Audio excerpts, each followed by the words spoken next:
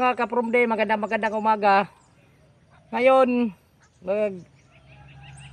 mag-update tayo ngayon sa itong panibagong pananim na pipino. Cameraman, lapit mo. Lapit. Yan. Yan ang mga pipino natin. Yan ang kuan. Lakad, saan to? Yan. Magandang kunti ang tubo ng ating pipino ngayon mga kaprumde, walang napatay. Kasi iba namang pamaraan ng pagtanim nito.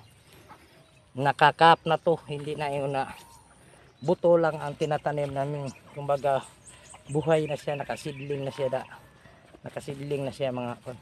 Hindi lang kami nakapag-update na niya, nakapaabono na kami isang bisis, pero hindi pa kami. Mga kaprumde, ito na ang harvest namin ngayong araw na to.